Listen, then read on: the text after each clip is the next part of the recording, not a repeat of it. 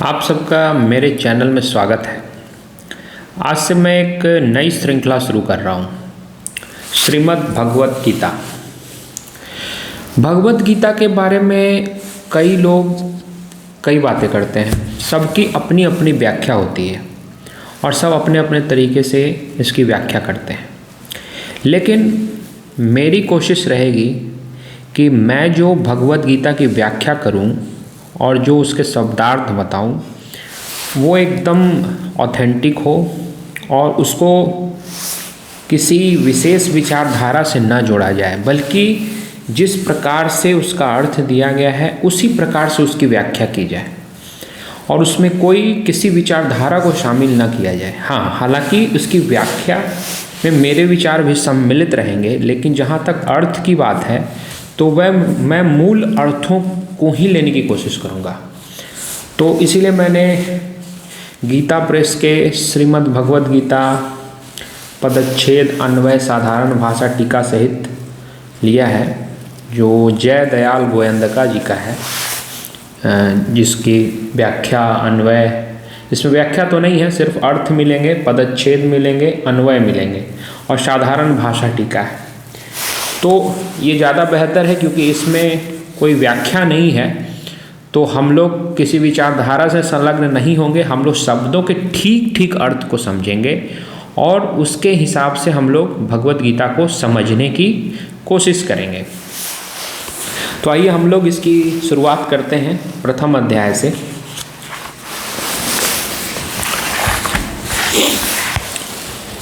तो प्रथम अध्याय में हम लोग,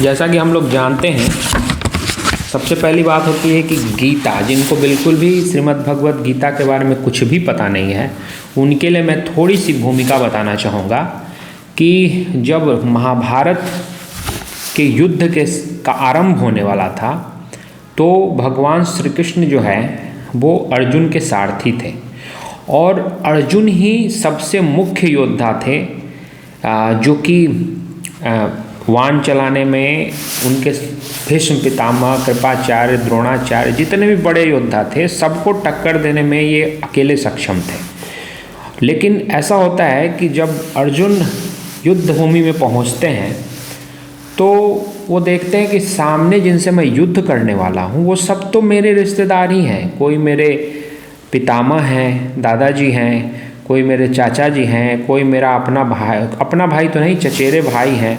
तो इस प्रकार से सभी बंधु बांधव ही हैं जो कि युद्ध करने के लिए आ चुके हैं। तो उनको लगता है कि मैं युद्ध में इनकी हत्या करके मैं इस युद्ध को जीत भी लेता हूँ, इस राज्य को अर्जित भी कर लेता हूँ, तो मुझे क्या मिलेगा? मुझे अपने लोगों, अपने बंधु बांधवों के शवों पे चढ़कर यह विजय मिलेगी। उनके रक्त से सने हुए इस राज्य को लेकर मैं क्या करूँगा? तो वो काफ़ी इमोशनल हो जाते हैं, काफ़ी भावुक हो जाते हैं और अपनी गांडीव, जो धनुष था, अर्जुन का धनुष गांडीव था, तो उस धनुष को एक साइड में रखकर वो खड़े हो जाते हैं और कृष्ण भगवान से कहते हैं, भगवान श्री कृष्ण से, कि मैं युद्ध नहीं करूँगा। तो उसके बाद जो ये भावनात्मक रूप से जो अर्जुन थोड़े कमज़ोर हो जाते हैं और युद्ध करने से इनकार कर देते हैं, तो इस वजह से भगवान श्री कृष्ण उनको उपदेश देते हैं और उस उपदेश के समाप्त होने पर फिर से अर्जुन युद्ध प्रारंभ कर देते हैं, युद्ध में लड़ने के लिए तैयार हो जाते हैं। तो इस बीच में जो अर्जुन और भगवान श्री कृष्ण में जो संवाद हुआ है, उसी संवाद को हम लोग श्रीमद् भगवत गीता के नाम से जानते हैं। तो ये युद्ध क्षेत्र में हुआ है, कौरवों और पांडवों की सेना आमने सामने खड़ी थी युद्ध के लिए और उसके बीच में भगवान श्री कृष्ण, जो कि अर्जुन के सारथी थे, अर्जुन के कहने पर रथ को बीच में ले जाते हैं, ताकि अर्जुन चाहता था कि वो सारी सेना को दोनों तरफ से कौन कौन लोग खड़े हैं उनको देख सके, युद्ध के लिए कौन कौन लोग आए हैं उनको देख सके। इसलिए रथ को वो बीच में ले जाते हैं और उसी स्थान पे, उसी बीच में जो है, भगवान श्री कृष्ण ने अर्जुन को जो उपदेश दिया वही उपदेश श्रीमद् भगवद गीता कहलाती है। तो हम इसी श्रीमद् भगवद गीता की शुरुआत करेंगे कि आखिर उन दोनों में क्या संवाद हुआ और उसके सही सही अर्थ को समझने की कोशिश करेंगे, बिना किसी विशेष विचारधारा से संलग्न हुए, एकदम निरपेक्ष भाव से हम लोग इसको समझेंगे, इसकी व्याख्या करेंगे। किसी भी विचारधारा, किसी भी संप्रदाय से प्रभावित नहीं होना है। चूँकि मैं देखता हूँ YouTube पे कि जितने भी गीता की व्याख्या जिस प्रकार की भी मिलती है, तो किसी न किसी विशेष विचारधारा से वो प्रभावित होती है और उस विचारधारा को आगे बढ़ाने के लिए गीता का प्रयोग किया जाता है। ये मुझे बिल्कुल अच्छा नहीं लगता, क्योंकि जनता को या आज की जो युवा हैं उनको गीता के सही अर्थ को समझने की ज़रूरत है, बिना किसी पक्ष के एकदम निरपेक्ष भाव से समझने की ज़रूरत है। इसीलिए मैंने इसके संस्कृत, हिंदी, गीता प्रेस जिसको बहुत ही ऑथेंटिक माना जाता है, उसके अनुवाद को मैंने लिया है। ठीक है, तो हम लोग इसी शुरुआत करते हैं। तो ये प्रथम अध्याय है। प्रथम अध्याय में कहते हैं कि धृतराष्ट्र का युद्ध विवरण विषयक प्रश्न। तो इसमें एक और कथा है। एक तो मैंने बताया कि अर्जुन को भगवान कृष्ण जो उपदेश देते हैं यही मूल रूप से श्रीमद् भगवद गीता है। लेकिन साथ ही मैं आपको बताना चाहूँगा कि धृतराष्ट्र जो कि दुर्योधन के पिता थे, वो नेत्रहीन थे, जन्मांध थे, जन्म से ही अंधे थे, तो वो देख नहीं सकते थे। लेकिन पांडु उनके भाई थे और उनके जो पुत्र थे वो पांडव थे। वो विपक्षी तरफ थे, धृतराष्ट्र के विपक्षी सेना में थे, और धृतराष्ट्र के पक्ष के लोग जो थे वो कौरव थे। जो उनके पुत्र थे, 100 पुत्र थे, वो सब कौरव कहलाते थे। तो उनके पक्ष से पितामह भीष्म, कर्ण, द्रोणाचार्य, कृपाचार्य, ऐसे महान महान योद्धा जो है युद्ध करने वाले थे। तो काफ़ी शक्तिशाली सेना थी। लेकिन अब चूँकि उनकी आंखें नहीं थी, वो जन्म से अंधे थे, तो वो उस युद्ध को देख नहीं सकते थे। तो संजय जो कि उनके सारथी हुआ करते थे, तो उनको दिव्य दृष्टि दी गई। दिव्य दृष्टि से वो देख सकते थे और देखकर वो बैठे बैठे, राजमहल में बैठे बैठे युद्ध क्षेत्र में क्या हो रहा है इसको देख सकते थे संजय, और उसको बतला सकते थे। तो ये काफ़ी आज के समय में समझे तो ऐसा है कि जैसे फुटबॉल, फीफा का फुटबॉल वर्ल्ड कप हो रहा हो और उसका लाइव टेलीकास्ट हो, तो उसी प्रकार की बात थी। उस समय टेलीविज़न नहीं था, लेकिन शायद उसी प्रकार की कुछ टेक्नोलॉजी रही होगी कि संजय को दिव्य दृष्टि दी गई थी कि वो वहाँ बैठे बैठे युद्ध क्षेत्र में क्या हो रहा है उसको देख सकते थे, और उसको धृतराष्ट्र को, जो कि दुर्योधन और अन्य कौरवों के पिता थे, उनको वो बतला रहे थे कि युद्ध में क्या क्या हो रहा है। तो ये जो संवाद है, जहाँ से गीता की शुरुआत होती है श्रीमद् भगवद गीता की, तो शुरुआत यहीं से होती है कि धृतराष्ट्र संजय से प्रश्न पूछते हैं। तो धृतराष्ट्र उवाच धर्म क्षेत्रे कुरुक्षेत्रे समवेता युयुत्सवः मामकाः पांडवाश्चैव किम कुर्वत संजय। तो धृतराष्ट्र जो है संजय से बोल रहे हैं। संजय से क्या बोल रहे हैं? धृतराष्ट्र बोले। धृतराष्ट्र उवाच, उवाच का अर्थ हुआ बोलना। तो धृतराष्ट्र बोलते हैं संजय, हे संजय, धर्म क्षेत्रे अर्थात धर्म भूमि में, कुरुक्षेत्रे अर्थात कुरुक्षेत्र में, समवेता, समवेता का अर्थ हुआ एकत्रित, युयुत्सव, युयुत्सव का अर्थ हुआ युद्ध की इच्छा वाले, माम का अर्थात मेरे, च और, एव पांडवा अर्थात पांडु के पुत्रों ने, किम अर्थात क्या, अकुर्बत मतलब किया। तो कह रहे हैं कि हे संजय, धर्मभूमि कुरुक्षेत्र में एकत्रित युद्ध की इच्छा वाले मेरे और पांडु के पुत्रों ने क्या किया। तो सबसे पहले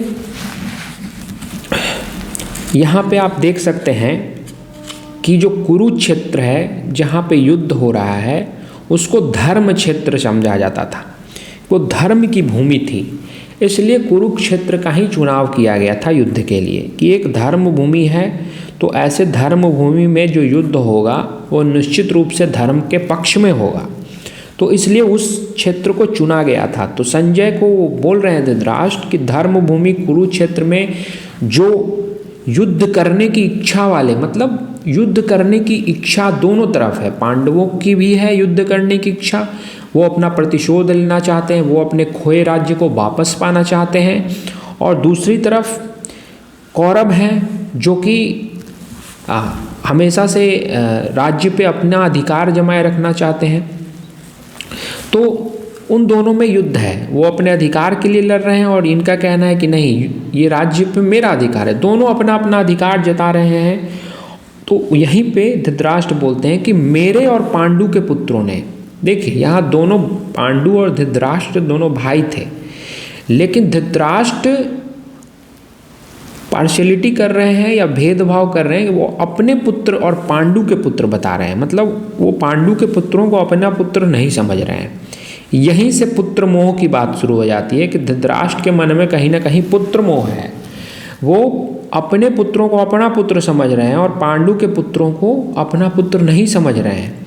अगर वो पांडु के पुत्रों, जो क्योंकि उनके भाई की मृत्यु हो चुकी है, तो एक भाई अगर उसके भाई की मृत्यु हो जाए तो उसके पुत्रों का पालन पोषण करना या फिर उनको उनका अधिकार दिलाना, यह भी उस जो भाई जीवित है उसका यह कर्तव्य होता है। लेकिन यहाँ पे तो भावना ही बड़ी है कि मेरे और पांडु के पुत्र, अर्थात पांडु नहीं है तो भी अभी वो पांडु के पुत्र ही हैं, वो अपने पुत्र वो नहीं मान रहे हैं उनको। तो ये प्रश्न पूछ रहे हैं संजय से धृतराष्ट्र कि धर्मभूमि कुरुक्षेत्र में जो मेरे और पांडु के पुत्र एकत्र हुए हैं, तो उन लोगों ने क्या किया। उनकी जिज्ञासा है कि जैसे युद्ध शुरू होने वाला है, उनको पता है कि युद्ध के लिए मेरे और पांडु के पुत्र एकत्रित हो रहे हैं, तो उन लोगों ने क्या किया, ये संजय से पूछते हैं। फिर दूसरा श्लोक है, संजय उवाच दृष्ट्वा तु पांडवानिकं व्यूढ़ं दुर्योधन अस्तदा आचार्यम उपसंगम्य राजा वचनम ब्रवीत। तो अब संजय बोलते हैं, जब धृतराष्ट्र उनसे प्रश्न करते हैं तो संजय उस प्रश्न का उत्तर देते हैं।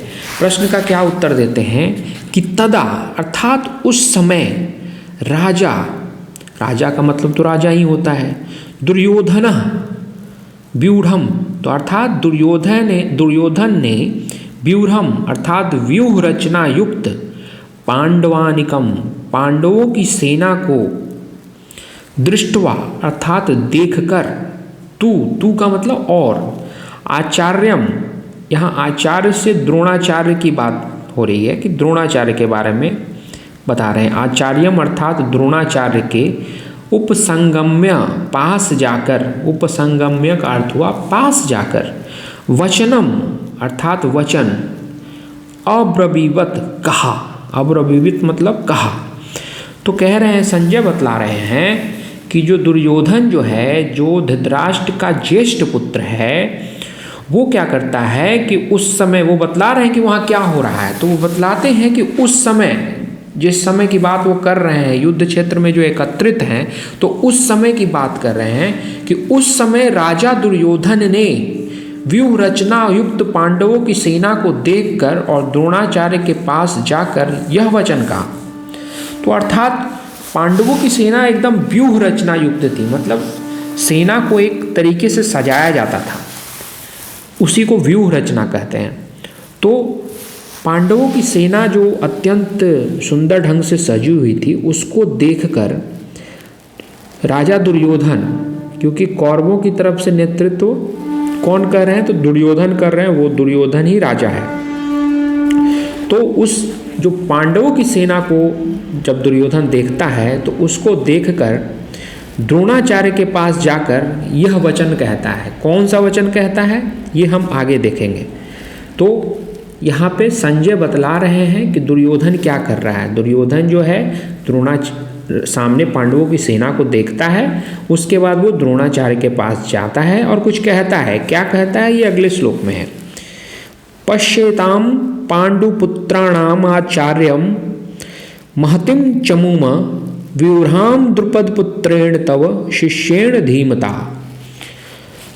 आचार्य, हे आचार्य, तब अर्थात आपके, धीमता, धीमता का अर्थ है बुद्धिमान, शिष्येन अर्थात शिष्य, द्रुपद पुत्रेण द्रुपद पुत्र धृष्टद्युम्न द्वारा, व्यूढ़ाम व्यूहाकार खड़ी की हुई, पांडुपुत्राणाम पांडुपुत्रों की, एताम इस, महतिम बड़ी भारी, महतिम मतलब बहुत भारी या बहुत विशाल, चमूम चमूम सेना को कहते हैं, पश्य देखिए।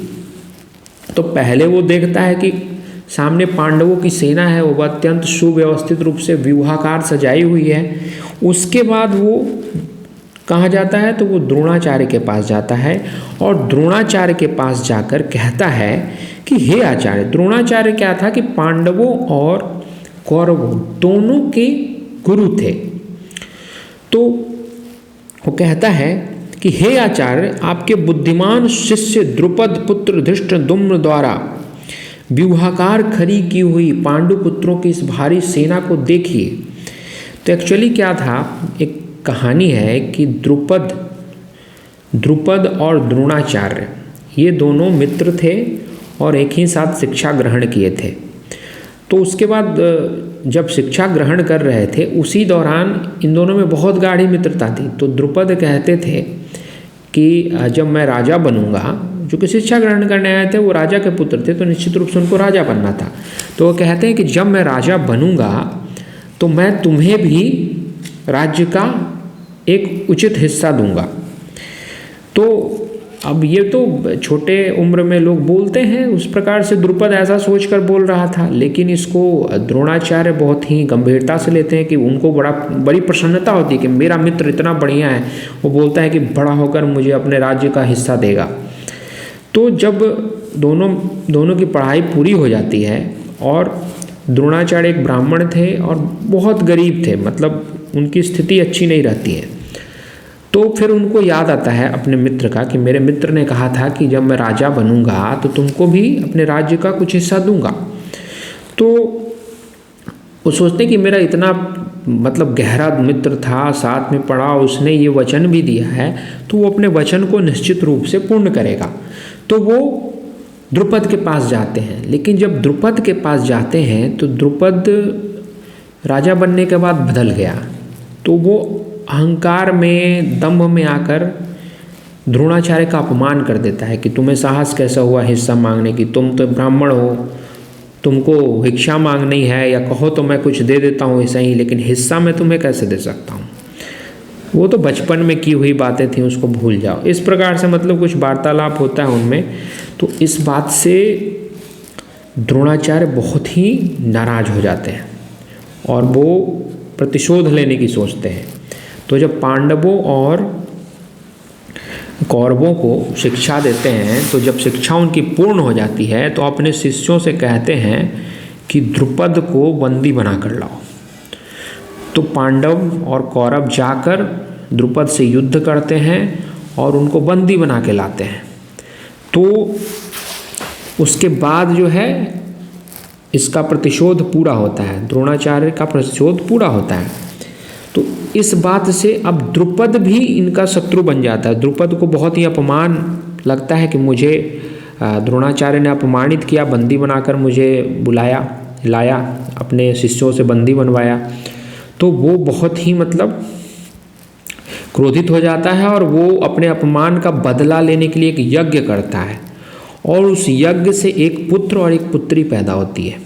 पुत्र का नाम था धृष्टद्युम्न, उसका नाम धृष्टद्युम्न रखा जाता है, और जो पुत्री थी वो द्रौपदी थी, द्रुपद की पुत्री अर्थात द्रौपदी।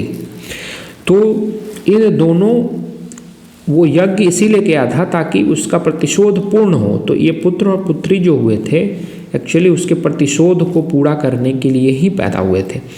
तो जो धृष्टद्युम्न था उसका मूल उद्देश्य था कि द्रोणाचार्य का वध करना, द्रोणाचार्य का वध करके अपने पिता का प्रतिशोध लेना। तो इसलिए यहाँ पे कहा जा रहा है कि दुर्योधन तो थोड़ा दुष्ट व्यक्ति है और वो राजनीति भी जानता है, तो वो आचार्य को थोड़ा सा मतलब उकसाने के लिए, ताकि जो है इधर से द्रोणाचार्य जब नेतृत्व कर रहे हैं, द्रोणाचार्य के पास वो जाके बोलता है, धृष्टद्युम्न की बात बोलता है, क्योंकि धृष्टद्युम्न ने प्रतिज्ञा की है वध करने की। तो अब धृष्टद्युम्न जो है वो द्रोणाचार्य का सबसे बड़ा शत्रु है युद्ध में, तो वो इसलिए जानबूझकर उकसाने के लिए कि देखिए सामने जो है धृष्टद्युम्न ने जो खड़ा किया है सेना, उसको देखिए, ताकि थोड़े द्रोणाचार्य एग्रेसिव हों युद्ध करने के लिए, कि मतलब और थोड़े मतलब अच्छे से युद्ध करें, ऐसा सोचकर वो उनको उकसाने के लिए बोलता है कि सामने देखिए आचार्य, आपके बुद्धिमान शिष्य द्रुपद पुत्र, और धृष्टद्युम्न उनका शिष्य भी था, आपके बुद्धिमान शिष्य, उनको जो है उलाहना टाइप से दे रहा है कि देखिए आपके बुद्धिमान शिष्य द्रुपद पुत्र धृष्टद्युम्न ने जो सेना जो खड़ी की है पांडवों की, इतना अच्छा जो व्यूह बनाया है, इस पहाड़ी सेना को देखिए। इसके बाद आगे दुर्योधन कहता है, अत्र शूरा महेश्वासा भीमार्जुन समायुधि युयुधानो विराटश्च द्रुपदश्च महारथ धृष्टकेतुश्चेकितानः काशीराजश्च वीर्यवान् पुरुजित कुन्तीभोजश्च शैव्यश्च नरपुंगवः युधामन्युश्च विक्रांत उत्तमौजास्व वीर्यवान् सौभद्रो द्रौपदेयास्व सर्व एव महारथा। तो यहाँ पे पांडव सेना के जितने भी मुख्य योद्धा हैं, इनके बारे में दुर्योधन बताता है, कहता है अत्र अर्थात इस सेना में, यहाँ पे मतलब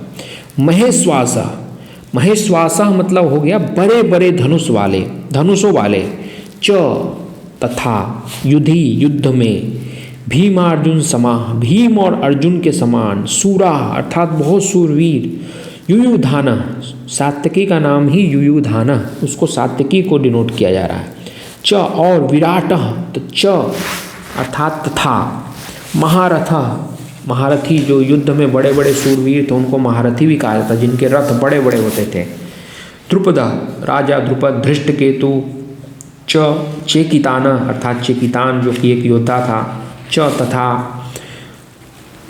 वीर्यवान काशीराज, वीर्यवान अर्थात बहुत ही बलवान, काशीराज जो काशी के जो राजा थे उनकी बात कह रहे हैं, पुरुजीत भी एक योद्धा थे, कुंतीभोज भी योद्धा थे, च नरपुंगव, च मतलब और, नरपुंगव मतलब मनुष्यों में श्रेष्ठ, नर मनुष्य को यहाँ बताया जा रहा है, और मनुष्यों में जो श्रेष्ठ है नरपुंगव,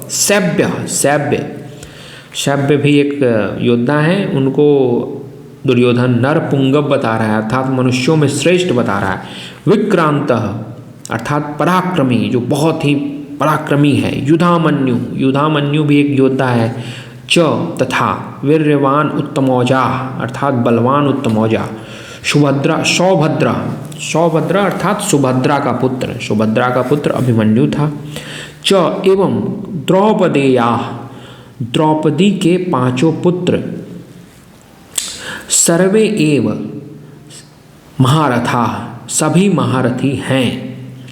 तो यहाँ पे इस श्लोक में 3 श्लोक हैं, 4, 5, 6, इसमें मतलब कॉन्साइज तरीके से दुर्योधन ने जितने भी सामने पांडवों के मुख्य योद्धा थे उनके बारे में वो बता रहा है। दुर्योधन द्रोणाचार्य को बतला रहा है कि इस सेना में बड़े बड़े धनुषों वाले तथा युद्ध में भीम और अर्जुन के समान सूरवीर सात्यकी और विराट तथा महारथी राजा द्रुपद, धृष्टकेतु और चेकितान तथा वीर्यवान बलवान काशीराज, पुरजित, कुंतीभोज और मनुष्यों में श्रेष्ठ सैव्य पराक्रमी युधामन्यु तथा बलवान उत्तमौजा, सुभद्रा पुत्र अभिमन्यु एवं द्रौपदी के 5 पुत्र सभी महारथी हैं। तो ये जो नाम बताए गए हैं इनके बारे में बताता है कि ये सब बड़े बड़े महारथी जो हैं वो पांडवों की तरफ हैं। फिर उसके बाद दुर्योधन जो है कहता है कि अब तो मैंने आपको बतला दिया कि पांडवों की तरफ से कौन कौन बड़े बड़े योद्धा हैं, तो अब जो है अपने पक्ष में जो योद्धा हैं उनके बारे में भी जान लीजिए कि हमारे तरफ से युद्ध कौन कौन कर रहे हैं, हमारे तरफ से कौन कौन बड़े बड़े योद्धा हैं, बलवान योद्धा हैं। तो दुर्योधन बताता है अस्माकं तु विशिष्टा ये तान् निबोध द्विजोत्तम नायका मम सैन्यस्य संज्ञार्थम तान् ब्रवीमि ते। तो यहाँ पे क्या बता रहा दुर्योधन कि द्विजोत्तम, द्विज कहते हैं ब्राह्मण को, तो द्विजों में भी उत्तम, जितने भी ब्राह्मण हैं उनमें उत्तम ब्राह्मण, तो ऐसा वो संबोधन कर रहा है। किसको? तो द्रोणाचार्य को संबोधन कर रहा है कि हे द्विजोत्तम, मतलब हे ब्राह्मण श्रेष्ठ, अस्माकम यानी मेरे तरफ, अपने पक्ष में, तू मतलब भी, ये अर्थात जो, विशिष्टा मतलब विशिष्ट प्रकार के हैं, संति अर्थात विशिष्ट प्रकार के जो योद्धा हैं, तान अर्थात उनको, निबोध, निबोध मतलब समझ लीजिए, जान लीजिए, ते मतलब आपकी, संज्ञार्थम, संज्ञार्थम मतलब आपकी जानकारी के लिए, मम मतलब मेरी, सैन्यस्य सेना के, नायका जो जो नायक हैं अर्थात जो जो सेनापति हैं, मुख्य मुख्य योद्धा हैं, तान ब्रवीमि, तान मतलब उनको, ब्रवीमि बतलाता हूँ। तो दुर्योधन जो है पांडवों की सेना की तरफ से कौन कौन मुख्य योद्धा थे, इनको बतलाने के बाद उनको अब द्रोणाचार्य को अपनी सेना की तरफ यानी अपने पक्ष में जो जो मुख्य योद्धा हैं उनके बारे में बताता है। उसके लिए वो कहता है कि हे ब्राह्मण श्रेष्ठ, अपने पक्ष में भी जो जो प्रधान हैं, जो जो प्रधान योद्धा हैं, उनको समझ लीजिए। आपकी जानकारी के लिए बता रहा हूँ, क्योंकि आप मेरी तरफ से युद्ध कर रहे हैं तो आपको भी जानकारी होनी चाहिए। तो आपकी जानकारी के लिए मेरी सेना के जो जो सेनापति हैं उनको मैं बतलाता हूँ। तो अब जो है इसके बाद वो अपनी तरफ की सेना के जो मुख्य योद्धा है उनको बतलाता है। भवान भीष्मश्च कर्णश्च कृपश्च समीतिंजयः अश्वत्थामा विकर्णश्च सौमदत्तिस्थैव च। अर्थात भवान मतलब आप, किनको कह रहा है? द्रोणाचार्य को कह रहा है कि आप, तो आप द्रोणाचार्य भी तो बड़े योद्धा हैं, तो शुरुआत उन्हीं से करता है कि आप, और च मतलब और, भीष्म, अब उनके बाद भीष्म पितामह के बारे में बताता है कि पितामह भीष्म, च मतलब तथा मतलब और, कर्ण अर्थात कर्ण जो उसका मित्र भी था और बहुत बड़ा योद्धा था, च समीतिंजय, समीतिंजय मतलब संग्राम विजयी, जो भी युद्ध में विजयी होने वाला, कृपा, कृपाचार्य को समीतिंजय कह रहा है, संग्राम विजयी मतलब युद्ध में विजय होने वाले कृपाचार्य, च तथा, तथा वैसे, एव ही अश्वत्थामा, जैसे संग्राम विजयी कृपाचार्य हैं वैसे ही अश्वत्थामा विकर्ण च और सोमदत्ती, सोमदत्ती कहते हैं सोमदत्त जो योद्धा थे उनका पुत्र भूरिश्रवा, भूरिश्रवा नाम था, उसको सोमदत्ती कहते हैं, था सोमदत्ती मतलब सोमदत्त का पुत्र भूरिश्रवा। तो दुर्योधन बतलाता है द्रोणाचार्य को कि मेरी तरफ जो मुख्य योद्धा है उनको जान लीजिए।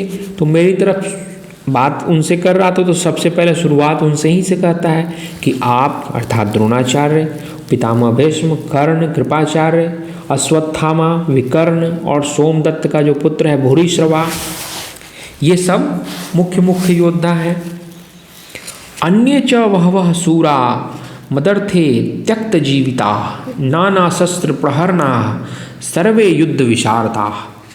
आगे बतला रहे हैं, दुर्योधन कह रहा है कि अन्य मतलब और, च भी मतलब और भी, मदर्थे, मदर्थे मतलब मेरे लिए, त्यक्त जीविता, त्यक्त जीविता का अर्थ हुआ जिसने जीवन की आशा को त्याग दिया है, अर्थात जीवन की आशा को त्याग देने वाले, बहवह मतलब बहुत से, सूरा सूरवीर, नाना शस्त्र प्रहरणा अर्थात अनेक प्रकार से शस्त्रों से सुसज्जित, सर्वे सब के सब, युद्ध विशारदा, युद्ध विशारदा का अर्थ हुआ जो युद्ध में अत्यंत विशारद है, अत्यंत चतुर है, संति हैं। तो मुख्य मुख्य जो नाम है ऊपर बताने के बाद बोलता है कि इसके अलावा और भी हैं, और भी योद्धा हैं जो कि मेरे लिए अपने जीवन की आशा को त्याग दिए हैं। बहुत से ऐसे प्रकार के सूरवीर हैं जो अनेक शस्त्र अस्त्र सबसे सुसज्जित हैं और सब युद्ध में एकदम चतुर हैं। तो इस प्रकार से वो द्रोणाचार्य को बताता है कि हमारी सेना में भी बहुत बड़े बड़े शूरवीर हैं और बहुत ही मजबूत सेना है। उसके बाद दुर्योधन कहता है अपर्याप्तम तदस्माकं बलम भीष्माभिरक्षितम पर्याप्तम त्विदमेतेषां बलम भीमाभिरक्षितम। वो कहता है कि भीष्माभिरक्षितम अर्थात भीष्म पितामह द्वारा रक्षित। तो जो कौरवों की सेना थी, जो दुर्योधन की सेना थी, वो भीष्म पितामह के द्वारा रक्षित थी, क्योंकि भीष्म पितामह को इच्छा मृत्यु थी। वो मृत्यु उनको हो नहीं सकती थी, जब तक वो इच्छा नहीं करते वो मर नहीं सकते थे। तो वो सबसे वृद्ध और सबसे सीनियर योद्धा थे, सबसे बड़े योद्धा थे। तो इसलिए दुर्योधन कह रहा है कि हमारी जो सेना है वो भीष्म पितामह द्वारा रक्षित है। अस्माकम अर्थात हमारी, तत् मतलब वह, बलम यानी सेना को बलम कह रहा है, अपर्याप्तम सब प्रकार से अपर्याप्त है, मतलब उसको जीता नहीं जा सकता, वो अजेय है। तू मतलब और, भीमाभिरक्षितम भीम द्वारा रक्षित, एतेषाम का अर्थ है इन लोगों की, इदम बलम यहाँ बल से सेना को बताया जा रहा है। ततम बलम मतलब वह सेना जो भीष्म द्वारा रक्षित है, और इदम बलम मतलब यह सेना जो भीम द्वारा रक्षित है। पर्याप्तम यहाँ भी कह रहा है कि जीतने में सुगम है। पर्याप्त का अर्थ यहाँ बोला जा रहा है जीतने में पर्याप्त है। तो यहाँ पे दुर्योधन बतला रहा है कि एक तरफ से हमारी जो सेना है वो भीष्म पितामह द्वारा रक्षित है, जो कि एकदम अजेय है, उसको कोई जीत ही नहीं सकता। और दूसरी तरफ जो है भीम द्वारा रक्षित सेना है। भीम भी बहुत बड़ा योद्धा था और बहुत ही पराक्रमी योद्धा था। तो दूसरी जो पांडवों की सेना है वो भीम द्वारा रक्षित है, और जो पांडवों की सेना है वह भी जीतने में सुगम है, वो भी आराम से युद्ध को जीत सकते हैं। तो यहाँ एक तरह से थोड़ा सा न्यूट्रल होकर बात कर रहा है दुर्योधन कि मेरी सेना और भीम की सेना, भीम द्वारा जो रक्षित सेना है, दोनों बल में लगभग बराबर हैं, दोनों बलवान ही सेना है। अयनेषु च सर्वेषु यथा भागम अवस्थिता भीष्ममेवाभिरक्षन्तु भवन्तः सर्व एव हि।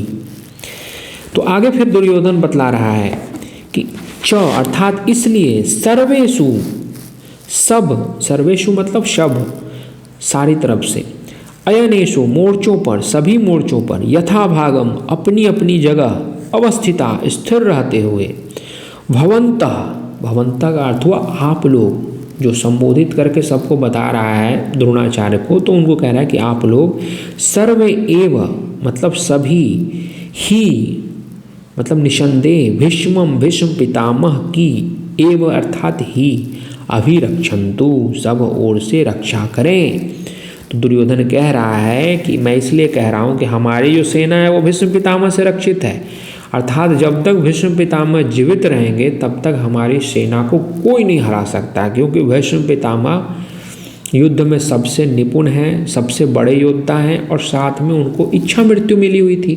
तो जब तक भीष्म पितामह जीवित रहेंगे तब तक दुर्योधन की सेना को कोई हरा नहीं सकता। इसलिए दुर्योधन एक ही बात कहता है कि इसलिए सब मोर्चों पर अपनी अपनी जगह स्थित रहते हुए आप लोग सभी निसंदेह भीष्म पितामह की ही सब ओर से रक्षा करें। अर्थात वो कहता है कि अगर आप लोग सब मिलकर अपने अपने जगह पर रहिए और वहाँ रहकर युद्ध करते हुए आपको मुख्य रूप से भीष्म पितामह की रक्षा करनी है, क्योंकि अगर भीष्म पितामह रहेंगे तो युद्ध में हमें कोई नहीं हरा सकता, युद्ध में हम निश्चित रूप से विजयी होंगे। तो इसके बाद जो है यहाँ तक सभी योद्धाओं की बात हो गई। योद्धाओं की बात होने के बाद जो है अब आगे जो होने वाला है, जब इस प्रकार से दुर्योधन बतला देता है द्रोणाचार्य को कि मेरी तरफ से कौन कौन योद्धा हैं, पांडवों की तरफ से कौन कौन योद्धा हैं, और मुख्य उद्देश्य हम लोग का है कि सभी ओर से भीष्म पितामह की ही रक्षा करें। तो इस प्रकार से जब भीष्म पितामह के बारे में ऐसा बोलता है तो सब युद्ध की शुरुआत करने के लिए सबसे पहले पितामह भीष्म जो है वो शंख बजाते हैं। इसके बाद जो हमारा वर्णन आएगा वो सभी योद्धा, विभिन्न योद्धा अपने अपने शंख बजाएंगे। शंख बजाने का मतलब होता है युद्ध का उद्घोष करना, कि अब हम युद्ध प्रारंभ करेंगे। युद्ध प्रारंभ करने वाले हैं। अपनी अपनी सबकी अपने अपने अलग अलग प्रकार के शंख हैं और सभी योद्धा अपने अपने शंखों को फूकेंगे, सभी अपने अपने शंखों को बजाएंगे। तो इसके बारे में हम लोग अगले वीडियो में बात करेंगे। अभी हम लोगों ने 11 श्लोक हम लोग पढ़ चुके हैं, ठीक है। 11 श्लोकों पर हम लोग व्याख्या और एक समझ हम लोग बना चुके हैं और आगे की श्रीमद् भगवद गीता के आगे के प्रथम अध्याय के श्लोक के लिए हमारे साथ जुड़े रहिए और हमारे चैनल को लाइक कीजिए, सब्सक्राइब कीजिए, ताकि जो नोटिफिकेशन है वो आपको सही समय पर मिलते रहें। जैसे ही मैं नया वीडियो अपलोड करूं आपके पास नोटिफिकेशन पहुंच जाए। धन्यवाद।